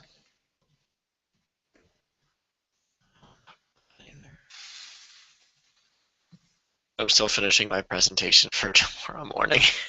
What presentation are you doing? I have to give a presentation at work and talk to our moron. Call in sick. Yeah, right. Dog ate my homework. Yeah, I wish. I need a new job. I need to quit and hike up to New Hampshire from here. Well, if you come to New Hampshire, come with money. Don't hike. Trust me. That bad or what? Yeah, you What? bring money. What? Don't come someplace with no money. It's the biggest Oh, way to fail. I always go places. Everywhere I go, I have money, but Well, a lot of people come and they don't have money, and then they have to end up leaving, and then they're like, that was hard. really, like no kidding. You just moved somewhere and had nothing. Well, more people do it than you would probably believe. So, I'm Yeah, just there have putting been a out that lot warning. of unprepared movers who have left. Like, I'm ready for Okay. freedom in my lifetime. Let's do it this week. I'm moving. It's like, Here I am. you should prepare a little more. I just recommend people have like 3 to 6 months rent. Just have that so that you can find a job, have a nice little cushion, unexpected expenses, and then you're fine. I'm not talking about come with $1 million, but enough That ain't to eat happening. if stuff goes wrong. Or you can just go on Amazon and buy some of those prepper food pails. Yep, you could do that. That $100 eat for a month, dude. Just saying. Or get what's that stuff called? The Soylent. Get some Soylent. That'll take care of you. I don't even know what that is, but I'm pretty sure I'm not interested. It's chemical food. It's like you don't need to make food anymore. You like mix it and you just drink this formula, and basically you don't need to eat anymore. It's Is that hard. like It's the horrible. oatmeal stuff that they ate in the Matrix? Yes, it's a lot like that. Yeah. That sounds gross. Yep. But some people love it, especially like nerds, like gaming nerds. They're like, I don't have time for this cooking business. I don't want to eat broccoli. Give me some chemical formula. Good quality Soylent. I want my Soylent. I'll carry it Eat around that in a crap. camel pack. just want an IV drip of Soylent. Yeah. I'm wearing a beer hat filled with Soylent. I don't have to move. Oh, I can just game nonstop. So gross. That's terrible. That stuff sounds so disgusting. Okay, radio show hosts, we're coming back in 10 seconds. Your area at freekeen.com. That's freekeen.com. You can connect with the Liberty Radio Network via our Facebook page at facebook.lrn.fm. That's facebook.lrn.fm.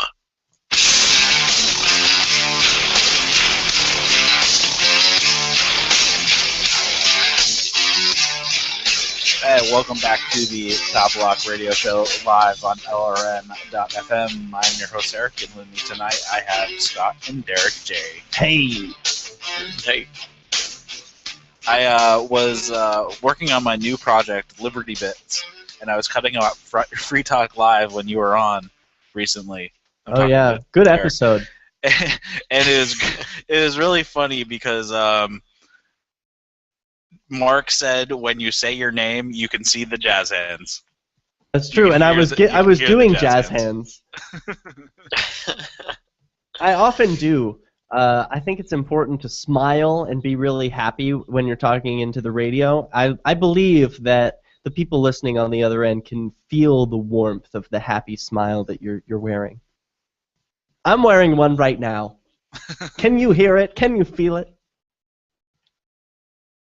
Weber Grill makes a pizza oven. That is the most random thing in the world. What? Oh man. It's called kettle pizza. Wood-fired pizza for your Weber grill. How awesome is that? Like your charcoal. Man, that's sweet. This is what we do on our between break, during break things, is look for random stuff that has nothing to do with what we're talking about. You go shopping on Amazon. Made in America, $150. That's kind of pricey, I think. I'm pretty sure they won't let you haggle them down either. But it is on YouTube, Kettle Pizza. Check it out. All right, so what do you guys want to talk about? Cops! This is a cop show. Let's talk about the cop blocking. I know, what do we want to talk about of that? Of that, well, we skipped a Tom Zebra story, and he's one of the most awesome people in the cop blocking world. He was at the LAPD recently with his drone.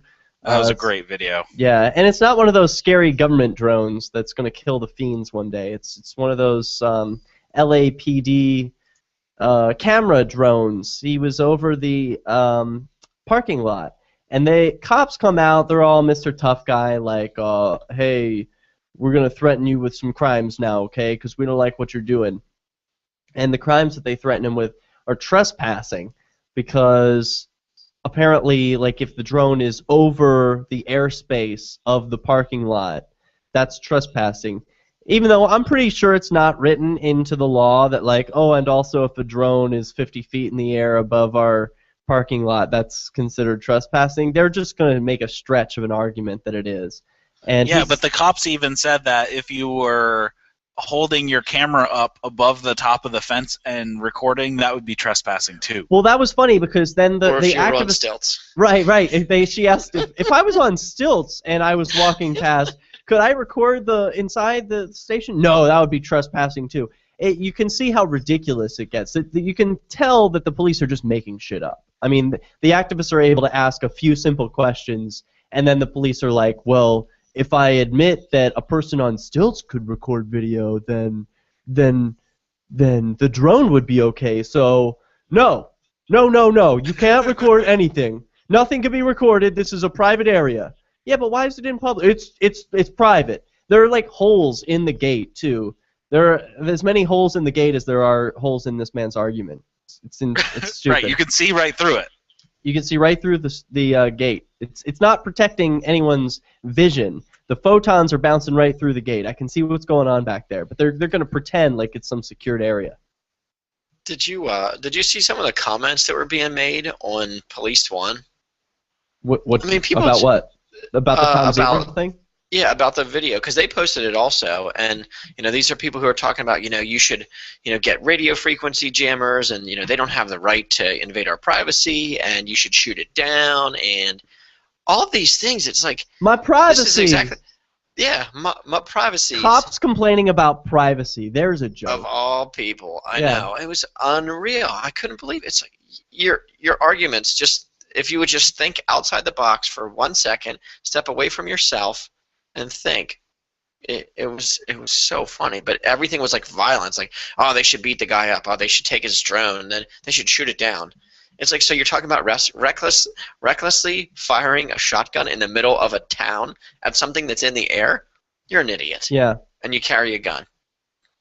Tom Zebra leads a good charge, though. He's got an awesome YouTube channel. If people haven't already subscribed, they should go check him out because he's doing some of the best cop blocking work in the world.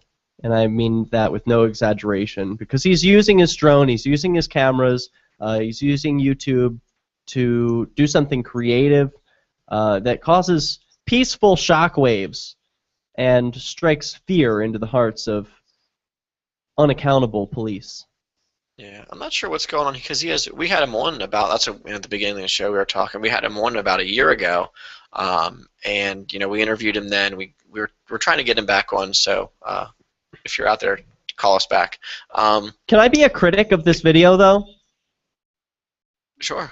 There were some other activists who were participating with Tom Zebra. Now I know he's the star, he's the expert, and then there were some lackeys who were helping him out. But some of the cop blocking activists who were with him were using video. They were using their cell phones to capture video, and they were using their camera vertically. And as soon as you started talking, I was like, I bet they were doing it vertically. Yep, you knew that. You knew what I was talking about. Yeah, so if you're within earshot of my voice and you will one day use your phone to capture video, especially of police, turn your camera sideways. Do the world a favor. You capture much better video that way. If the mainstream media is to pick up the story, they'll be much more likely to use your video if it's horizontal. More people will be willing to watch it, and it's just more natural for the eyes. So please do the world a favor and turn your cameras sideways. And stop you carrying your iPads and using them as cameras. I hate to be so picky about that because people who are already recording the police are doing the right thing, right? But we can always take it to the next level. We can always be better. And that was a tip I thought was worth mentioning. You know, like, bring a real camera if you can. If you're going to be doing some activism with police, bring a real camera in addition to your phone. You don't want to have your phone be completely tied up while you're recording police, and then you can't call anybody in an emergency. You want to have a real camera rolling. That's all I got. Yeah, the other thing that that I was talking about was he has a website called Mistaken Bacon, and he is one person who is never afraid to exercise his First Amendment free speech. Tom Zebra? He does not pull punches, and sometimes he has to pay the repercussions for not being as courteous, but he does a very good job of standing up for himself, and he's like, nope. And he's actually, I mean, there's videos of Tom. If you go to his YouTube channel, he's, nope, sorry, Mistaken Bacon, and he just tells the guys how it is. But unfortunately, his website's under construction right now, so hopefully that's a direct result of too much traffic to him. But we got to get him back on the show for sure in the very near future. Yeah, I always love that when they say you're obstructing my investigation, and he yells, "You're obstructing my investigation!" Right. He's like, "Don't talk to me, dude. Don't talk to me. Get out of my face now. Get out of my face." Or they're like, "Sir, you need to back up. Like, you're too close to the scene." It's like, there are three people walking through the scene right now. Why am I suddenly, special? All right. We have to head to break. You're listening to the CopBlock Radio Show on LRN.FM. The warning signs. First, he made me feel special. Prices on these things? He promised he'd look after me. Yeah. They're expensive. Like $1,000. Yeah. Like $1,100, $1,200. Yep. But they're awesome. They're like GPS guided, so you can actually put in like waypoints, and it will go off and do it on its own. Really? Yeah. There's a pretty seriously cool drone that's in use in Manchester, and hopefully we'll be able to see it at one of the police checkpoints one of these days soon, I hope. Yeah, I think he's using the same one that Tom has. Do you want to take a call from Jose? I don't even know who he is. Jose Vela. Oh, okay, yeah, sure. Florida. I'll try connecting with him. I'm not sure if he's ready. He just tried to call me.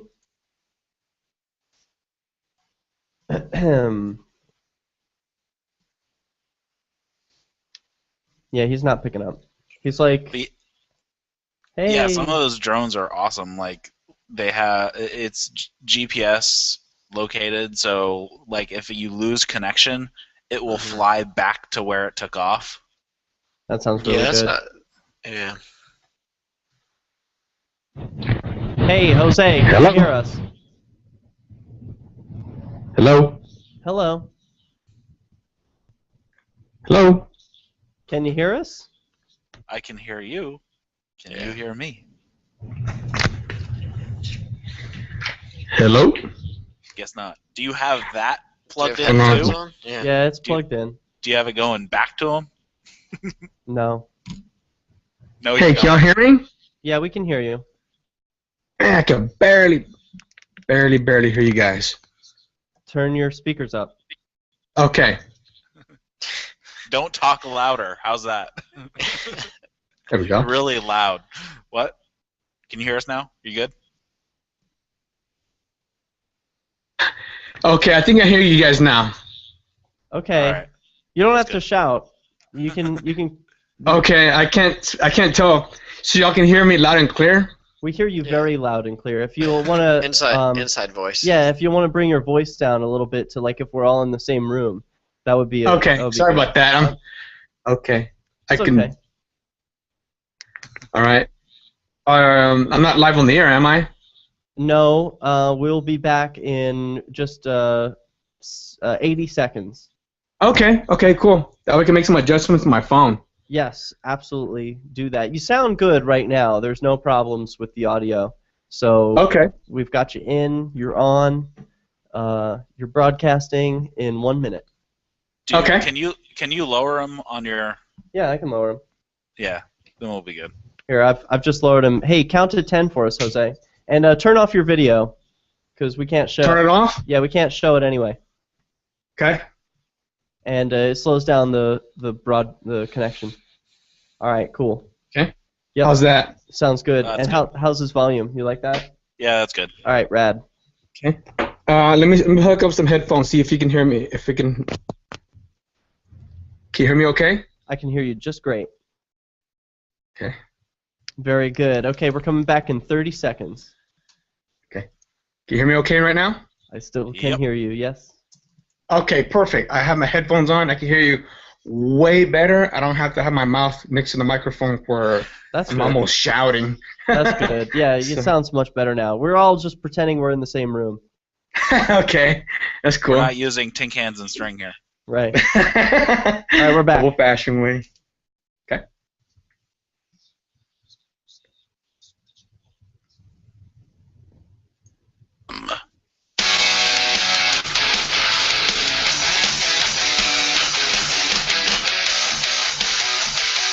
And welcome back to the CopBlock Radio Show live on LRN.FM. I'm your host, Eric, and with me tonight I have Scott and Derek J. Yo! Hey. All right, so we have a Skype call on the line. I believe we have Jose with us. That's right, and you can Skype into the show. CopBlockRadio is our username on Skype. You can also dial in 413-418-COPS. Right now, we're speaking with Jose. Go ahead, Jose. How y'all doing today? Excellent. How are you? Good. Very good. Very good, Derek.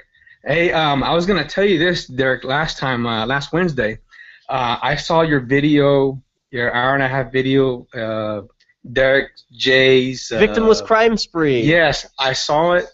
I saw it for the first time. Everyone making some attempts to watch it, and I finally saw the whole thing. Cool, man. It is amazing video, Derek. I told you went through an amazing journey. From what I understood and learned from the things that you said and the things that were seen on video. Just amazing video. I highly recommend everybody go and watch Derek J's video. It's an hour and 20 or hour and 30 minutes long. It's well worth it. And I wanted to watch more and more, and it was already over. And I thought, oh shucks. So, anyways, I wanted to comment and let you know that you had a great video that I enjoyed watching. So thank you so much, Jose. Yeah, that means a lot to me. Yeah, and anyone can watch that video free online at victimlesscrimespree.com. Yeah. Totally So anyways, back over here in Dallas, there's a lot of things going on over here in the Dallas-Fort Worth area, especially over in Tarrant County, with the Peaceful Streets Project with Jacob Dova and Corey Watkins. They've been they're starting to kick into gear here very recently. They've been doing their cop watches over there in Arlington, Tarrant County, and Pantego. They just went to the city of Pantego. Me, I'm over here in Dallas, so I got my own project over here too as well. They had their project, and sometimes I'll go in there and join their project as well. Go out there and watch the police over there in Arlington and Fort Worth. And so I remember last week we're discussing about the letter that we got from Arlington PD, and about pretty much, hey, you have a right to video record as police in public, but we want to accomplish both of our goals. And I'm like, yeah, sure, whatever. So, anyways, I don't know if you remember, that from last week. As far as I remember that letter. Is there any more developments on that? No. The Tarrant County Peaceful Streets Project, they responded back to the police department from what I've been told by a third party, and then I have Joseph Ty from Texas CopBlock. I guess he's typing out a letter, and then he'll send it over to me, and I'll sign it, and then I guess we'll send it on over to the police department. But you know that as far as that goes, nothing else new since then. So, but the Tarrant County Peaceful Streets Project, they've got a good number of people showing up. I mean, they can do an impromptu. They can say, hey, let's do a cop watch. Let's meet in another hour. Okay, they got like 10, 15 people, boom, right away. And they had like a big, huge cop watch, and they got all these people going. They got 3, 4 cars going. And me, I'm away by myself over here in Dallas County, so I'm by myself. I'm still by myself. I'm about to get ready to start another cop watch event here very shortly here in Dallas. And they're usually done on my bicycle. And in downtown Dallas and in Deep Ellum area, it's better off on a bicycle because you're able to pull off easily. I mean, you got the downtown high-rise building. You got 80-story tall buildings next to me. And it's easier on a bicycle. But if you're going to go outside Deep Ellum and downtown, you're better off in a car. But my car, it's a 5-speed stick shift, and that clutch will wear down your foot. And it'll take about 3 days for it to heal. So I can't really use the car. Even with the even in a small town like here in Keene, using a bike tends to be better because you can cut through areas a lot faster than you can turn around instantly. You don't have to find a place to put your car. So right. I think in any tight area, it's fine. Even in a little town like Keene, it's nice to use a bike because you can get around pretty quick. What kind of gear do you carry, Jose, when you do cop blocking? What was that again? What kind of gear do you carry? My bicycle, I have my cell phone holder. I bring some water. Like right now, it's very warm at night. It gets almost 90 degrees at nighttime here, and you wake up at it's 90 degrees. So right now, I bring water. I bring simple, basic bicycle tools for bicycle repairs. The good as I've never needed it. My video camera, I don't use my cell phone at all. I use an actual Sony Handycam. Good man. And so my headlight, tail light, because the sun goes down and it starts getting dark, so people will be able to see me. And I have a yellow fluorescent vest that I wear, so I'm easily seen. So when I pull up to a traffic stop or somebody's being detained, I take off my safety vest so they can see my CopBlock gear. It says CopBlock.org in the bottom, and the cop being video recorded, and badges don't get extra rights on my back, and they see my ball cap. I take off my helmet, put on my ball cap, CopBlock, and I stand. Do you take any propaganda with you? Propaganda to pass out? Propaganda? What does that mean? What are you talking about, propaganda? Like know your rights cards or don't take the plea deal? I think it was Pete sent it to me early last year, and I could tell it looked Pete like Air of CopBlock.org. Yeah, and it looks like Kate. I think it's Kate. It looks like her handwriting on the box. So I told Pete last year in Austin at the Police Accountability Summit that hey, I got the box and I got some literature here, and then Joseph Ty from Texas CopBlock gave me some more stuff. So I have all this gear on me, and I have business cards. Hey, where can I find you? Where do I go online? You know, oh, here's a business card. I got a business card. It's a real cheapy one. Yeah, that's good stuff. Yeah, I print it on a piece of paper. It's real simple, and I don't go and spend $20 on these thick, cardboard thick. I don't do it that way. I do it the very cheap way because it does the job. It does the job. It spreads the message, and I get my exercise, and I ride about depending on how much activity, between 15 miles and 22 miles in one night. See, I like that you cop block and you even do it alone, because to me the thing about liberty is doing what's right no matter if anyone else does or not. And you're out there on the front lines willing to get video, bring out your gear. You're working hard. You don't get paid for this. Is that right? Do you get paid for this? That's correct. Yeah. I don't get a penny for this. So this is totally out of passion, and you're going to inspire other people to do the same thing. You're working alone right now, but I guarantee in Austin in 10 years you won't be the only one.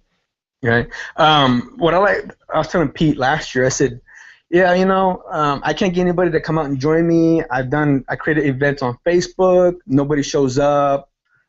I'm by myself. And I said, but there's a positive side to this. I am my own boss. I do whatever I want. I create my own protocol, my own bylaws for myself. I'm by myself, so I have to be a lot more careful than if I'm over in Arlington with the other guys where, hey, they just come up, walk to them, with a video camera and within a few feet from the police and start filming. Or I don't think I'll be able to get away with that by myself. So I got to be very careful because I'm by myself. So that's right. You have to be very careful.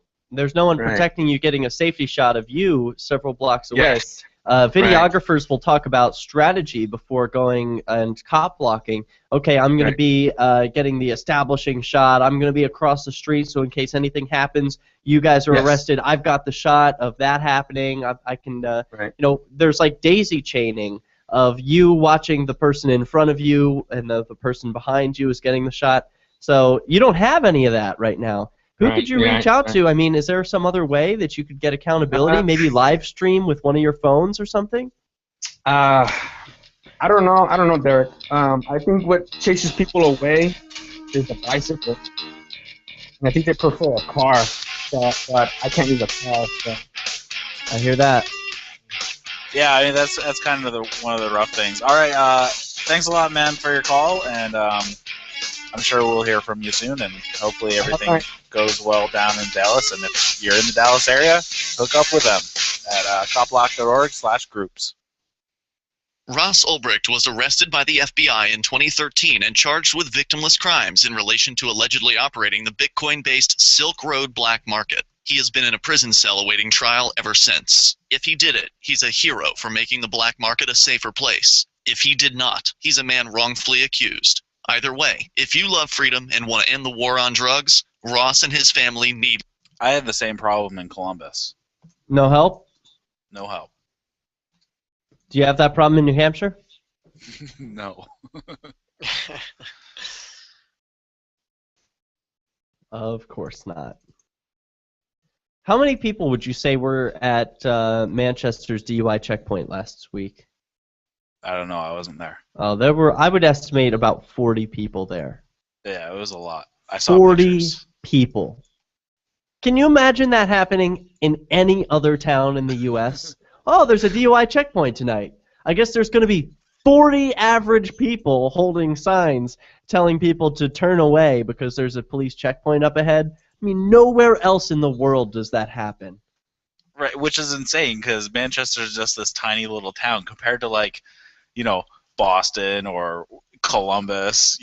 Right. It would be easy for there to be a concerted effort. Or Dallas. I mean, think about how big Dallas is. It would be easy for more than one person to feel inspired to go out and take a video camera to the police.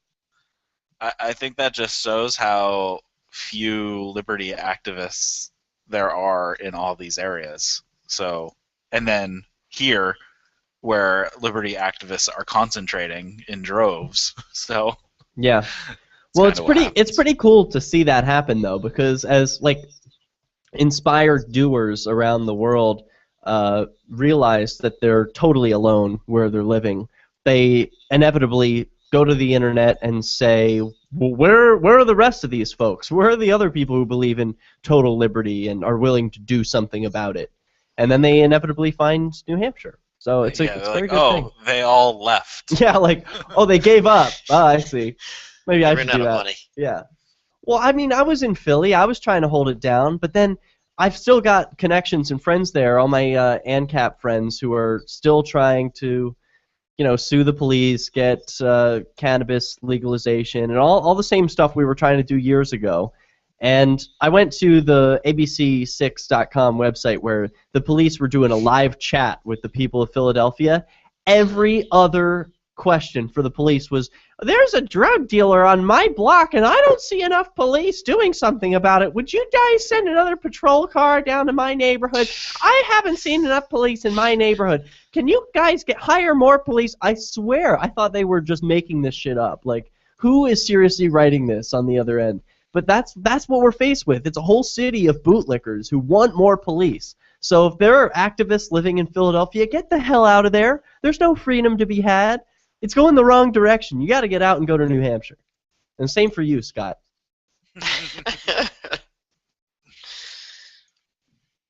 I'm thinking about just getting away from all of it and living in a tent. Not a bad idea. I hear that. Yeah. Mexico or South America. Those are dangerous places, though. Yeah. Oh, please. That's propaganda. That's what they tell the It's not any worse than Philly. That's what they tell the gringos to keep them up here. Yeah. But What are we they gonna wanted to keep... The Well, only did thing you that they see want... the story recently where an uncontacted Native American tribe got the flu? No, well, that too. We're coming back. I got the .lrn.fm for a free bumper sticker, flyers, banners, graphics, and more. Promote.lrn.fm.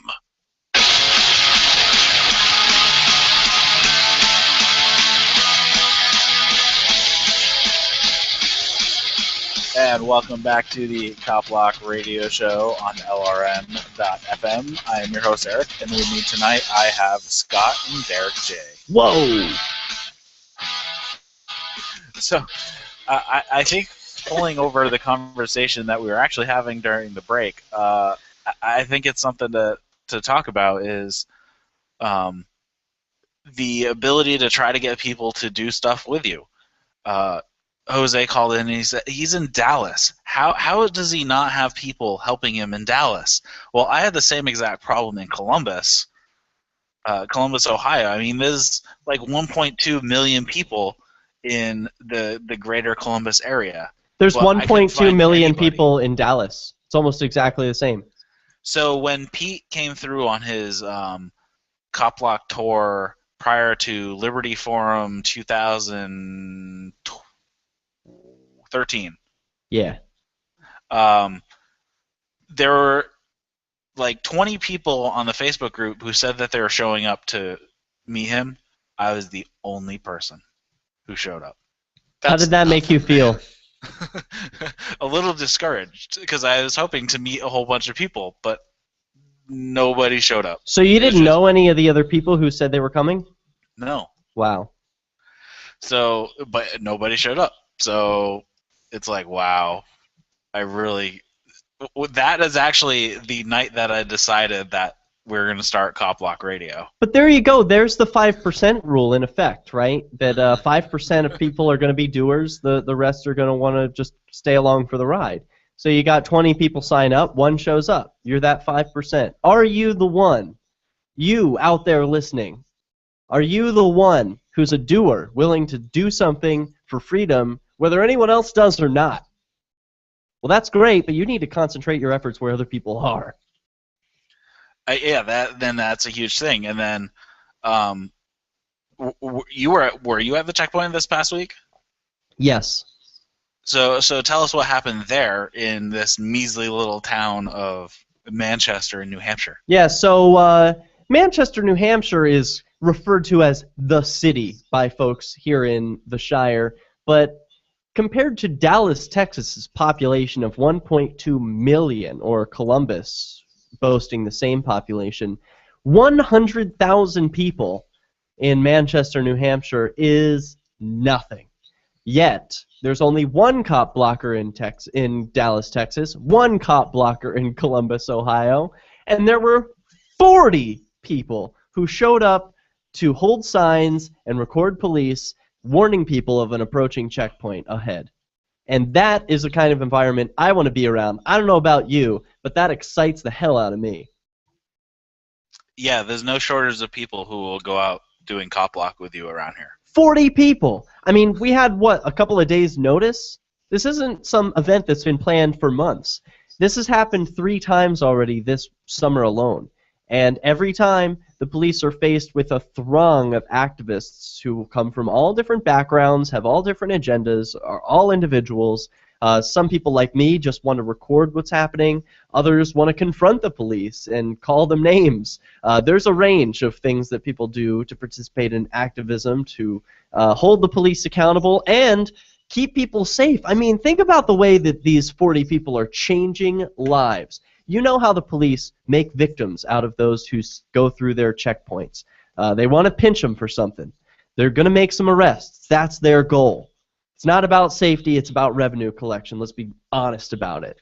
And the activists who warn drivers about this approaching DUI checkpoint are changing lives. They could be literally saving a life. So with all those people out there, does a lot of traffic get diverted around the checkpoint? Oh my God, you should have seen, yeah, some of the video, by the way, all the video is at derekj.me, so if people want to catch past video of this, it's all at a playlist with the date on it. If you just scroll around, you'll find it, derekj.me. And there is a video of one passerby who stops. He sees all the activists down on the edge of the road, and he's like, he pulls over and says, "Hey, you guys, the cops are so bored over there. They got nothing to do. They're standing around with clipboards." It was true. They were standing around with their dicks in their hands, guys. Like, they had nothing to do. And they're all, like, kicking the dirt, you know, like, looking down, all sad and ashamed. Meanwhile, there's one activist, James Cleveland, known as Robin Hood here in Keene. He's given them what for because he's been in the military. And he says, you know, I don't know if you guys have been in the military or not, but I was in the Army. And when we were in Afghanistan and Iraq, these are the kinds of checkpoints that we would set up. We called them traffic control points.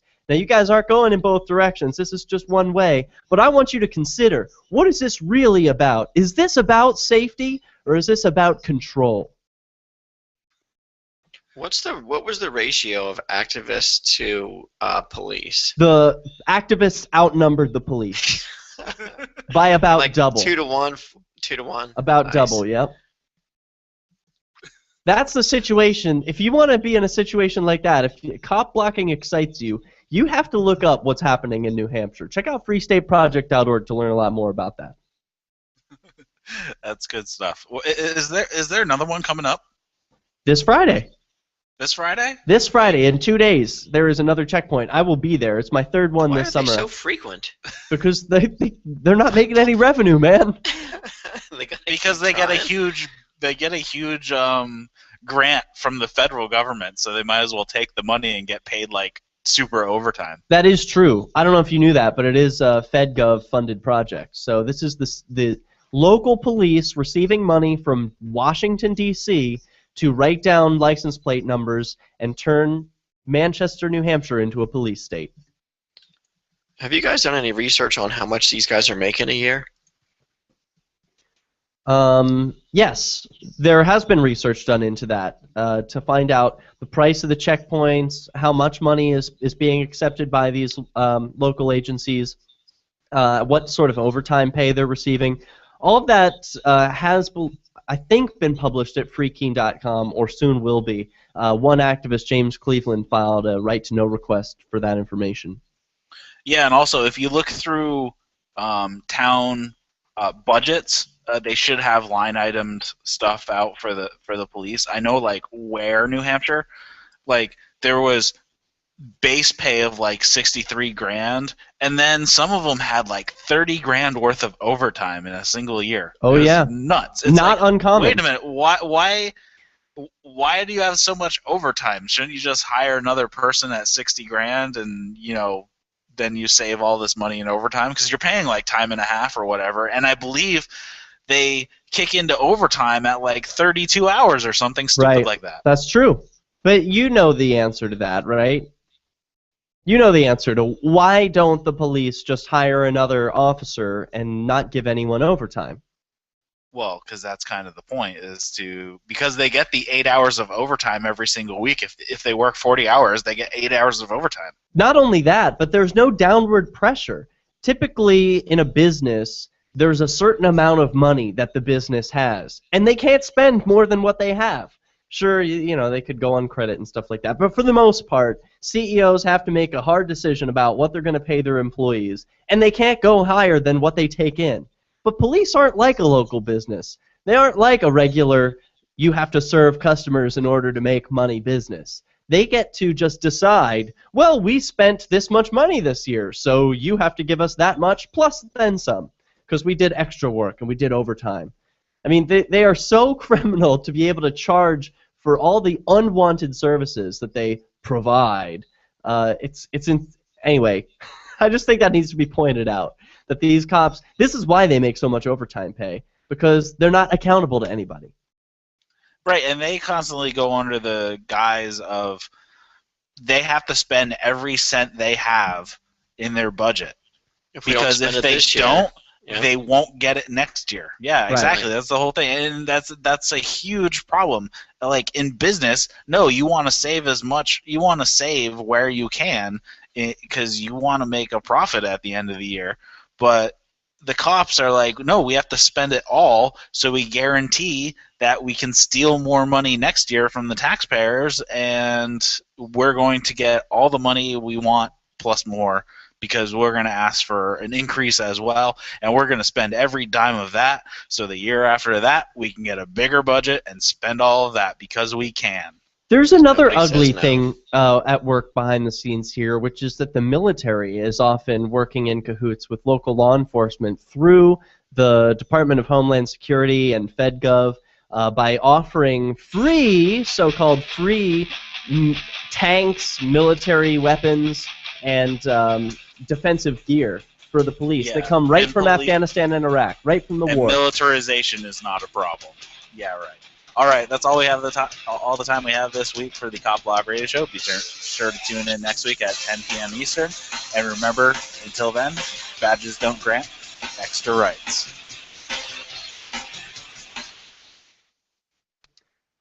Yeah. Shire Free Church offers a sanctuary. Derek came out of his shell this episode. He said shit at least twice and dick once. There was definitely at least 2 swear words that I made note of. Awesome show, guys. Thanks. Yeah, I wasn't sure. Right, I figure I'm allowed to let. Oh yeah, we swear all the time. Yeah, I noticed you guys kept it clean as Mr. Rogers though this episode.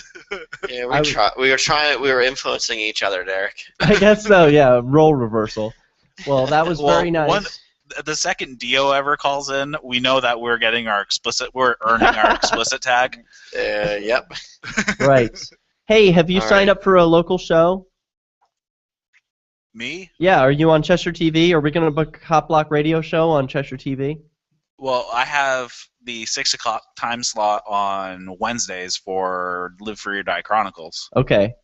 Maybe. So I already have an hour on Wednesdays. Okay. Well, just putting it out there that you might consider having another show. I'm gonna have another show. Maybe Scott can have a show. Man, I don't know. How do you have time for this? You just send it to them. It's like an email. It's easy. Yeah. My. All right, I gotta go to bed. I gotta be up for work in 4 hours. Good night, Scott. See you guys. All right, later.